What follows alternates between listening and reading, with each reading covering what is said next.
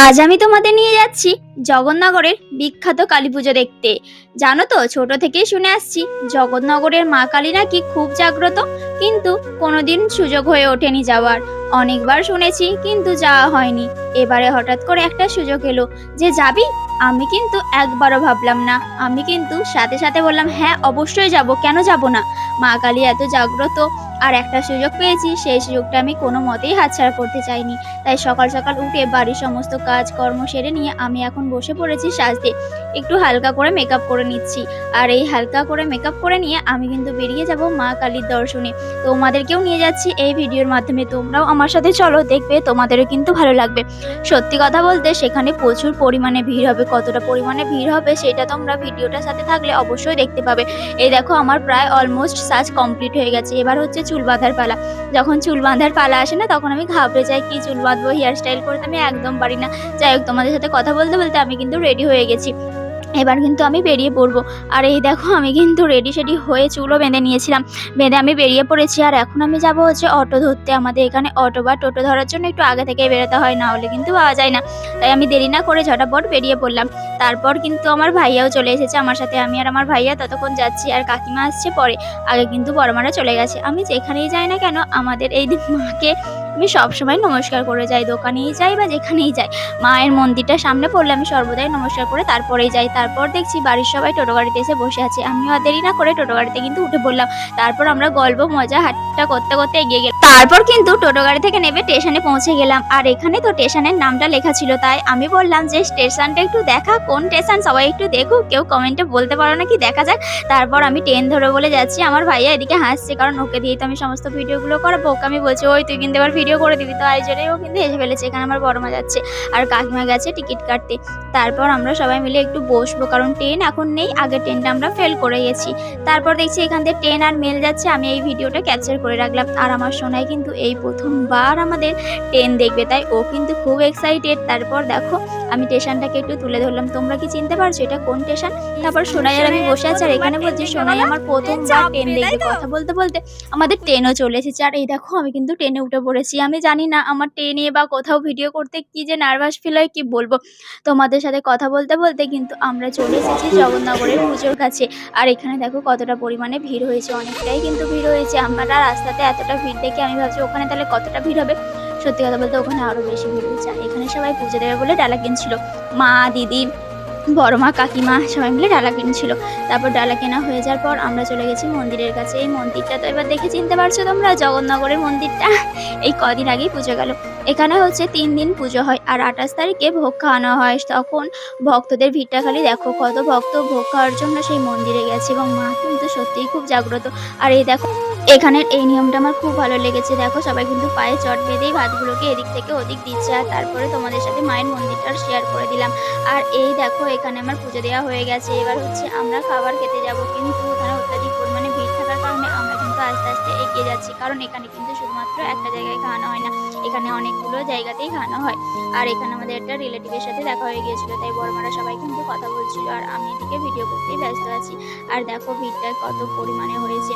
আর এখন আমরা রাস্তা দিয়ে হেঁটে হেঁটে যাচ্ছি আর এক জায়গা যেখানে খাওয়ানো হচ্ছে সেই জায়গাতে আমরা যাচ্ছি। এখান থেকে প্রায় অনেকটা দূরেই হেঁটে হেঁটে যেতে হলো, কারণ মন্দিরের সামনে এতটা পরিমাণে ভিড় হয়েছিল যে ওখানে আমরা লাইনই পাচ্ছিলাম না। তাই আমরা এগিয়ে গেলাম। ওমা, ওখানে গিয়েও দেখি ওখানেও অনেক ভক্তদের ভিড়, প্রচুর পরিমাণে ভিড় হয়েছে। এখানে তো আরও ভিড়, তাও এখানেই আমরা খাওয়া দাওয়াটা করবো। অত্যাধিক লাইন, সমস্ত কিছু পেরিয়ে সর্বশেষে আমি কিন্তু জায়গা পেয়ে গেছি। আর দেখো, আমি বসে পড়েছি, আমার বড়মারা ওইদিকে বসেছে আর আমি এদিকে বসেছি। এখানে দেওয়া হচ্ছে পাতা।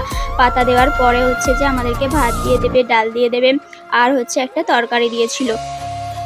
তোমাদের সাথে কথা বলতে বলতে এদিকে কিন্তু ডাল তরকারি সমস্ত কিছু দিয়ে দিয়েছে। আর গরম গরম ভাত, ডাল, তরকারি খেতে সত্যিই খুব ভালো লাগে। এই দেখো, আমাদের কিন্তু খাওয়া দাওয়া কমপ্লিট হয়ে গেছে। এবার আমরা যাচ্ছি হচ্ছে মন্দিরের দিকে। মন্দিরে কিন্তু যাওয়ার যে সময় আর একটা মন্দির দেখতে পেলাম, সেই মন্দিরটা একটু দর্শন করে নিলাম। আর এই দেখো, এখানে কিন্তু রাধাকৃষ্ণের মন্দির ছিল। তারপর এখান থেকেও ভিড়টা তোমাদের সাথে শেয়ার করলাম। এখানেও কিন্তু অত্যাধিক পরিমাণে ভিড় হয়েছে। তারপর মন্দির থেকে নামছিলাম যখন, তখন ভাবলাম এই ভিডিওটাও একটু ক্যাপচার করে নিই। আমি আর আমার ভাই কিন্তু ভিড়টা দাঁড়িয়ে দাঁড়িয়ে দেখছিলাম।